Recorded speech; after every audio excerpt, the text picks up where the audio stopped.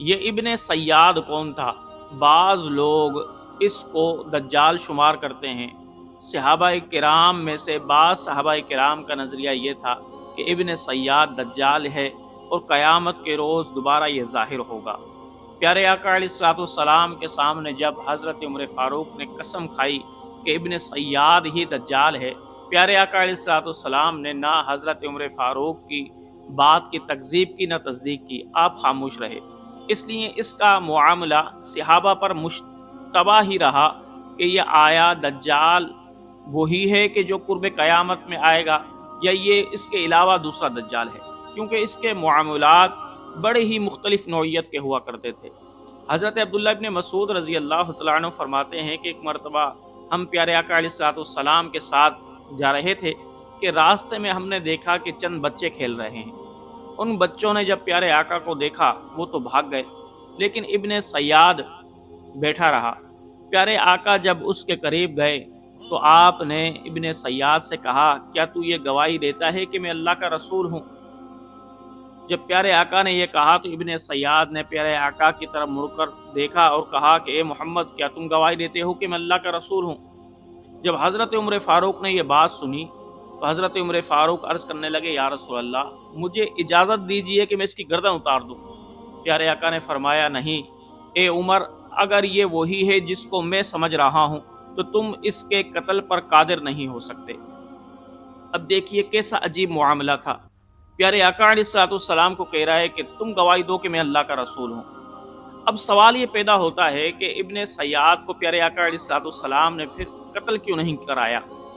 اس کا جواب یہ ہے کہ ابن سیاد اس وقت نابالغ تھا اور نابالغ کو قتل نہیں کیا جاتا۔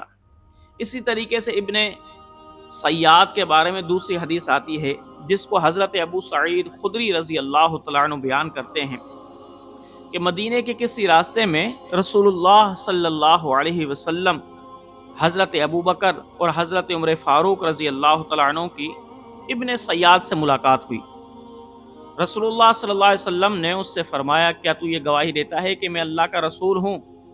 تو ابن سیاد کہنے لگا، کیا تم اے محمد یہ گواہی دیتے ہو کہ میں اللہ کا رسول ہوں؟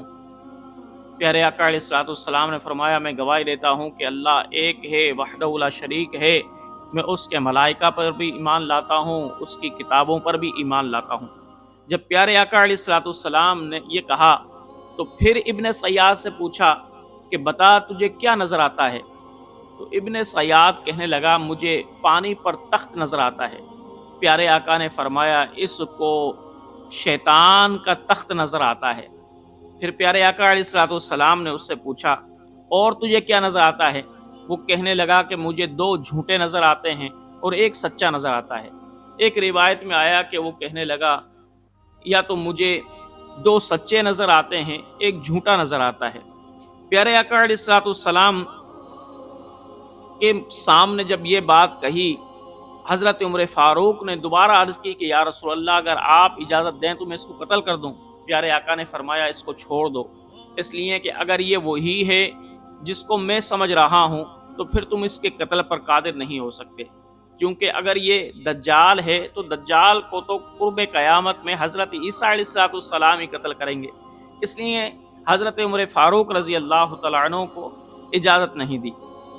اسی طریقے سے ابن سیاد جو تھا، اس کے بارے میں آتا ہے کہ یہ پیارے آقا علیہ الصلوۃ والسلام کی زندگی کے بعد جب پیارے آقا اس دنیا سے رخصت ہو گئے تو ابن سیاد یہ مسلمان ہو گیا، اور ایک مرتبہ یہ حضرت ابو سعید خدری رضی اللہ تعالیٰ عنہ کے ساتھ عمرے پر یا حج پر جا رہا تھا۔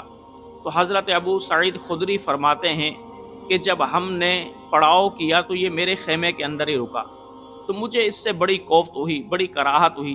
میں نے یہ سوچا کہ یہ میرے ساتھ نہ ٹھہرتا تو بہتر ہوتا، لیکن وہ سامان اٹھا کے لے کر آیا اور میرے پاس ہی رکھ دیا۔ تو میں نے اس سے کہا کہ تم اس سامان کو اٹھاؤ اور کسی درخت کے نیچے رکھ دو۔ اب وہ ابن سیاد گیا، اپنے سامان کو اٹھایا اور درخت کے نیچے رکھ دیا۔ پھر دوبارہ حضرت ابو سعید خدری کے پاس آ گیا اور کہنے لگا، یہ ابو سعید، میں نے سنا ہے کہ لوگ مجھے دجال کہتے ہیں، لیکن میں آپ سے کچھ سوالات پوچھنا چاہتا ہوں۔ آپ تو اصحاب رسول ہیں، آپ مجھے بتائیں کہ پیارے آقا علیہ الصلوۃ والسلام نے یہ نہیں کہا کہ دجال تو لاولد ہوگا حالانکہ میں تو اولاد والا ہوں، دجال تو بانج ہوگا حالانکہ میں تو بانج نہیں ہوں؟ آپ نے یہ بھی فرمایا تھا کہ دجال تو کافر ہوگا حالانکہ میں آپ کے نبی پر کلمہ پڑھ چکا ہوں۔ حضرت ابو سعید خدری فرماتے ہیں مجھے اس کا معاملہ مشتبہ ہو گیا، لیکن اچانک اس نے ایک ایسی عجیب حرکت کی کہ مجھے اس پر غصہ آ گیا اور دوبارہ اس کا معاملہ مجھ پر مشتبہ ہو گیا۔ اس نے حرکت کیا کی؟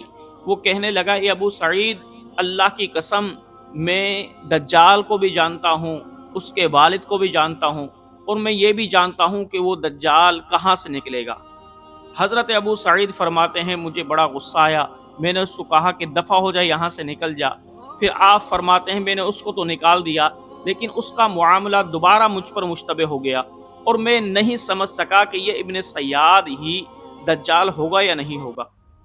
اسی طریقے سے حضرت عبداللہ ابن عمر کے بارے میں آتا ہے ایک مرتبہ ابن سیاد راستے میں کھڑا ہوا تھا کہ حضرت عبداللہ ابن عمر نے پتہ نہیں کیا کہا اس کو غصہ آیا اور یہ اتنا پھول گیا کہ اس نے اب پورے راستے کو بھر لیا، اتنا زیادہ پھول گیا یہ بات جب حضرت حفصہ رضی اللہ تعالی عنہا کو پتہ لگی، حضرت عبداللہ ابن عمر جب ان کے پاس آئے تو آپ نے پوچھا کہ عبداللہ ابن عمر تم نے ایسا کیا کہا کہ ابن سیاد اتنا پھول گیا کہ پورے راستے کو بھر لیا؟ تجھے معلوم نہیں ہے کہ پیارے آقا علیہ الصلوۃ والسلام نے فرمایا تھا کہ دجال کسی ایک شخص پر غصہ ہو کر ہی نکلے گا، تو تم نے اس کو غصہ کیوں دلایا؟ ایسا نہ ہو کہ یہی دجال ہو نکل آئے۔ حضرت حفصہ رضی اللہ تعالی عنہا نے پھر حضرت عبداللہ ابن عمر رضی اللہ تعالیٰ عنہ کو منع کر دیا، اور کہا جاتا ہے کہ ابن سیاد ایک روایت کے اندر آیا کہ یہ مر گیا، لیکن ایک روایت کے اندر آتا ہے کہ یہ واقعہ حرہ میں غائب ہو گیا اور آج تک کسی کو پتہ ہی نہیں ہے۔ اس لیے ابن سیاد کے بارے میں علماء کے دو نظریے ہیں، بعض کہتے ہیں کہ یہی دجال ہے، قرب قیامت میں یہی شخص آئے گا، لیکن سوال پیدا ہوتا ہے کہ اس کی تو شادی بھی ہوئی تھی، اس کی تو اولاد بھی ہوئی تھی، یہ تو مسلمان بھی تھا، تو پھر کیسے آئے گا؟ اس کا جواب علماء نے یہ دیا ہے کہ جب یہ قرب قیامت میں آئے گا تو لا ولد ہوگا، اور جب یہ قرب قیامت میں آئے گا دجال بن کر تو یہ یہودی ہوگا، اور جب یہ قرب قیامت میں آئے گا تو یہ ایک آنکھ سے کانا ہوگا، اور بعض روایات کے اندر آیا کہ یہ زندگی کے اندر ہی ایک آنکھ سے کانا ہو چکا تھا اور واقعہ حرہ کے اندر یہ غائب ہو گیا۔ تو یہ کچھ احادیث کے اندر تفصیلات تھیں جو ابن سیاد کے بارے میں آپ کو بتلائیں۔ اللہ رب ذوالجلال ہمیں ہر فتنے سے محفوظ فرمائے، ابن سیاد جیسے فتنوں سے بھی محفوظ فرمائے، اور اللہ پاک ہمارے دین اور ایمان کی حفاظت فرمائے۔